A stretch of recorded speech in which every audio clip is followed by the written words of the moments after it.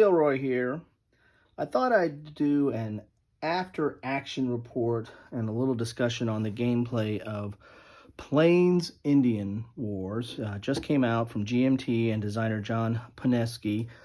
This is based in part or loosely or inspired by whatever you want to call it, is the Birth of America series by Academy Games, with its mainly cube play and unique dice for cube and card play, I should say, and unique dice for combat.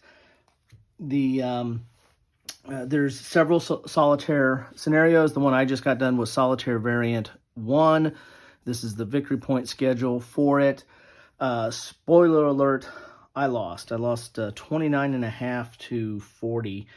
I might have messed up the math a little bit, but let's just say I lost.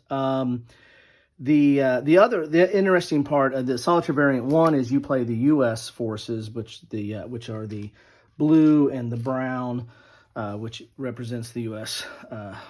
Army or cavalry, and the settlers are brown, and against the Northern Plain tribes, which are green, and the Southern Plain tribes, which are orange. The other solitaire variants that are in here, basically, I haven't gone through all of them, but just kind of looking over them, I think that you're playing the Plains Indians. You're playing either the Northern or Southern or both, the Northern and Southern, doing various things to stop the westward expansion. One of the scenarios, I think, is to stop the wagon trains, which are these white cubes. One of them I think might be to stop the railroad, which is this black track here. So there's quite a bit of variety in here. I decided to do the Solitaire Scenario 1 or Variant 1 because I thought it would help me teach the game and learn how to play,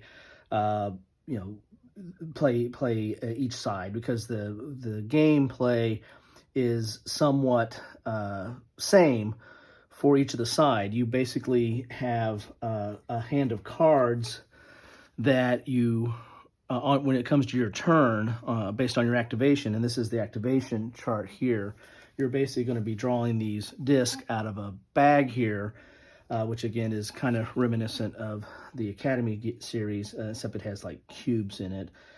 But you'll draw these discs out, and then whatever disc you draw, then you need to do that segment or for that feature. And for the different factions, which are, the Northern Plains or the Southern Plains, which is orange, or the U.S. or the settlers, the sequence is relatively the same when you're playing multiplayer. When you're playing solitaire, depending on what scenario you play, but in the Solitaire Scenario 1, you're really just going to be looking at the hands of cards for the U.S. cavalry and the settlers is all you're really going to be playing.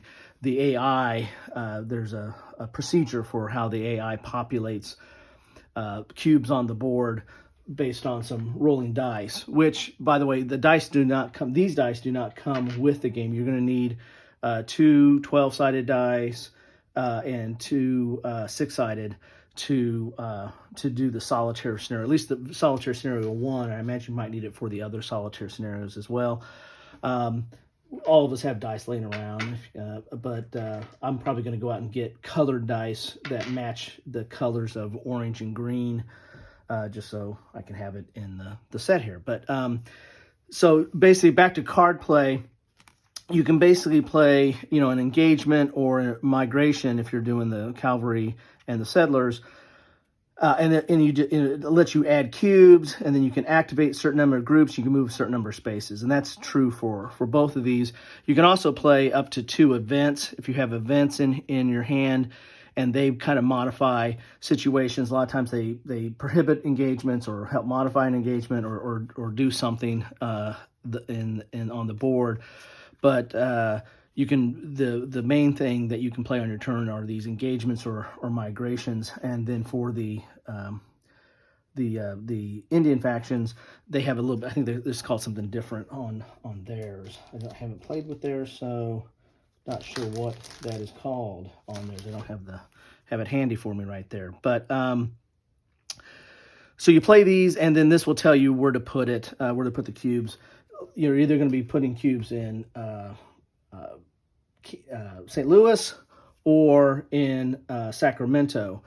And some of the cards, say allow you to, like this one, you can put neither because it says it may go in Sacramento box. If it doesn't have that on there, then you have to put them in the St. Louis box. When it comes to activations, that's how many groups. So you can pick a group and then move that many spaces. If you run into an enemy territory, then you have to stop your movement. And if you are, and you would have an engagement at the end of the turn. Engagements are done pretty easily. If you have 2 or more cubes, you get to roll 2 dice.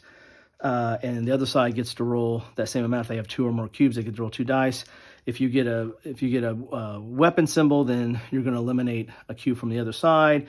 If you get the blank symbol, then you can retreat. But in this in the AI scenario that I played, the Plains Indians did not retreat.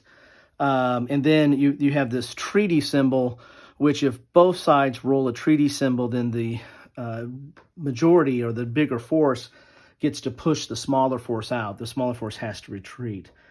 And there's some rules on how you handle that depending on the circumstance. But that's basically the game. It's playing the cards, putting units, putting cubes in either St. Louis or Sacramento, and then moving from those locations. From St. Louis, you move out to these territories and then just keep expanding from there. When it comes to Sacramento, you kind of have to wait till the rail line is kind of up and running. At least this mountain part is up and running here, and I'll explain railroad here in a second. But that's one of the triggers of the end of the game is completing this railroad, at least for the solitaire variant. That once the railroad is complete, then that triggers the end of the game. You finish out your activations down here, and then add up points. Another trigger is that if all the cards come out, that you can't draw. There's no cards to draw. I believe that's a trigger. I ended this scenario with the train in this case. So your one aspect of what you're trying to do is you're trying to move settlers west and take over more territories. In the solitaire variant, you're going to get victory points for each territory that you control. There's also you get points for completing the train, the rail line, and then you also get points for getting these wagons to the Rockies. You have to actually, I think, get them to the Rockies to get a point. I only got one close to the Rockies, so that's why I had to end up having that half a point there. But these are like the terminus areas here. The 6s there. The way that wagons move, when you pull up a wagon, the white disc, then you're going to put 2 in St. Louis, and then you're going to move everything down the track. You're going to move all these down the track, and the trail splits up here, and then further splits up here if you want to do that. But you move this wagon trail down the track, and then there could be ambushes by the Indian side, and they're going to get points for every wagon train that they take out. The rail line, you have this mountain area that's really tough to get into. The way you advance that is when you pull the black disc, you can roll dice, and you get to move it you get to put a cube out for every symbol that you roll. So if you don't roll any symbols, then you're not going to put any cubes out. So this takes a little bit harder to move forward. The maximum you can move on either side is 3, and you can add from the railhead based on the number of adjacent settlers that you have next to it. They're the ones that are helping you, it's the reason you're moving the rail, and it's also the workers, so to speak, of trying to move it, advance the rail line. So, but the most you can do from any railhead either side is 3.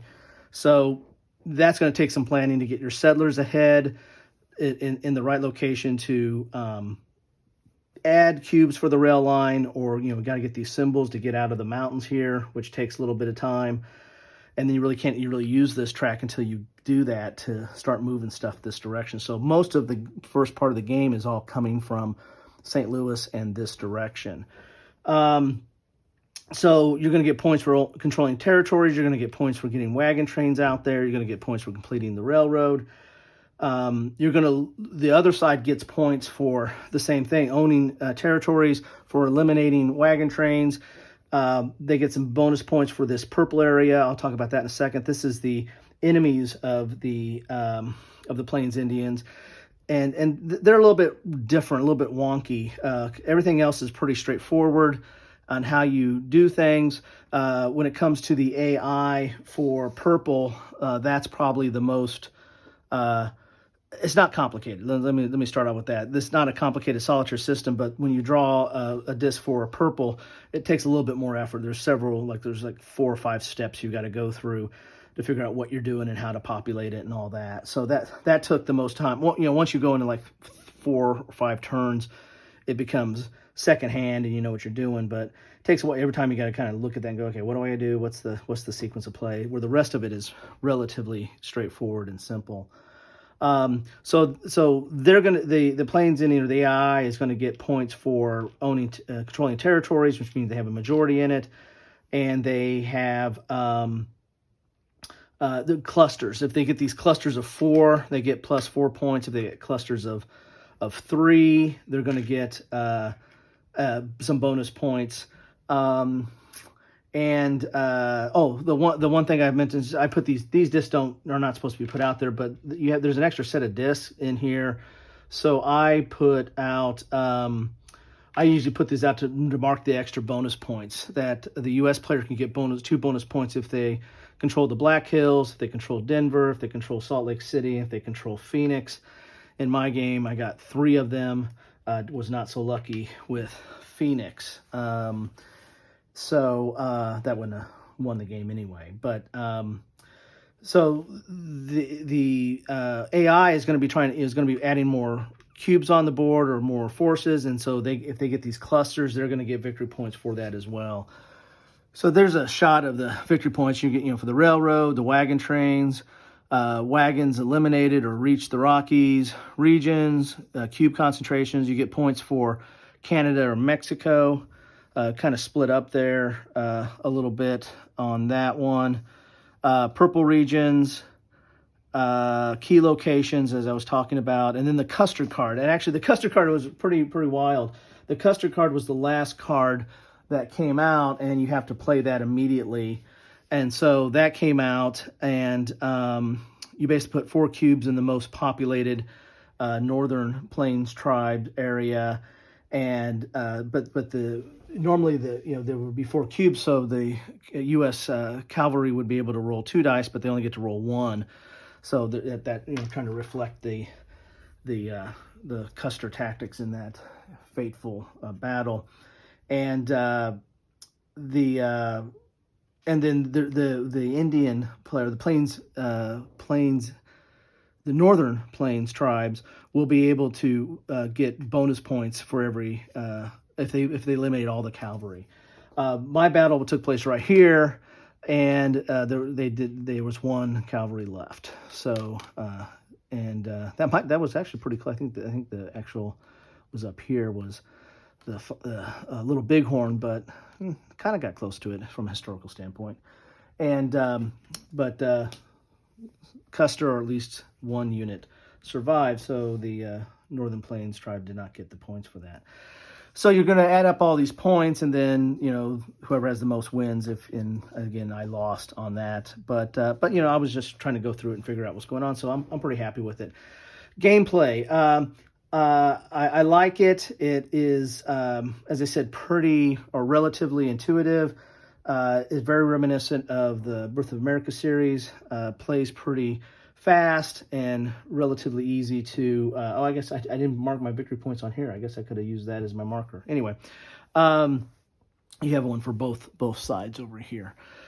The AI works very fine. As I said, the only wonky thing was the purple, because there's a whole series of like 4 or 5 steps of how you populate, and then the northern or southern plains tribes, how they populate, and then how you can reinforce it and the like. Again, not complicated by any stretch of imaginations compared to standard war games, but compared to the other elements of this game, it's the most steps of anything there. I enjoyed it. I found it engaging. I found it interesting. I think it plays Solitaire very well. I'm interested to get into these other scenarios that flips the script on it, and you play from the northern and southern plains tribes point of view. I think that's going to be interesting. And it's got some different objectives dealing with the wagon trains or the railroad. I think that's kind of cool too. So there's a lot of replayability here just in the Solitaire package. I haven't played it multiplayer yet, but from playing it Solitaire, I think I've got some feel for how it would play multiplayer, and I think it would play pretty well. I think there's a solid game in here on how the sides would play. I mean, you can play too easy with the plains tribes versus the U.S. and settlers. That's easy enough to do it a 2-player.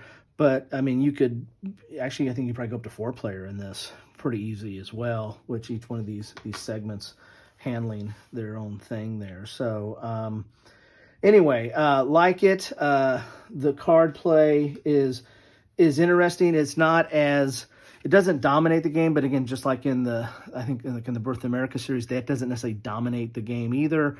But it moves the game forward. And when I say dominate, meaning that you still got to make some decisions and make some rolls on what you're doing on the board, and the cards just don't control everything. They basically kind of just put the resources out or affect a situation, so to speak, or tell you what your moves and activations and your territories you can move. But you still got to make those decisions, and you still got to roll the unique dice and see what happens. So I think I got a pretty good feel how it would play multiplayer, and so I think it would. I'm excited to get that to the table as well.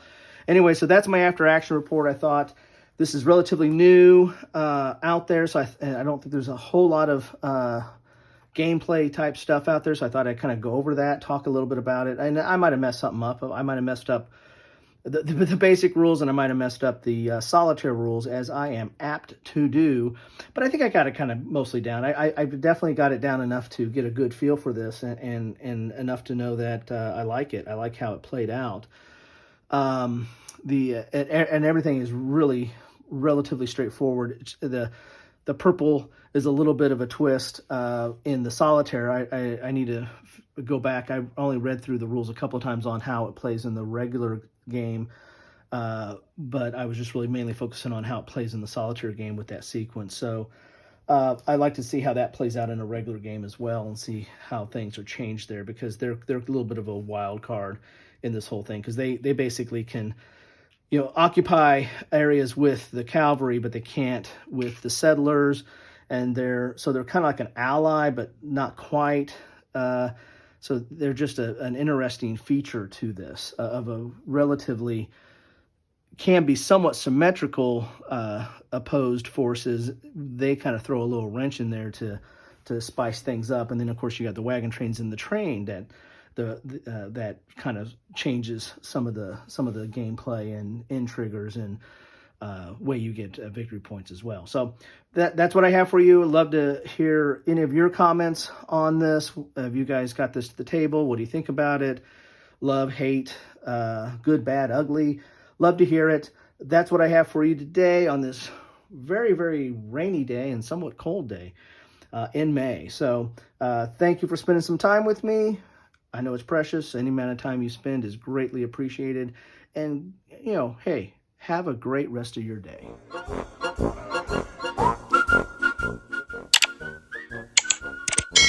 Thanks for watching.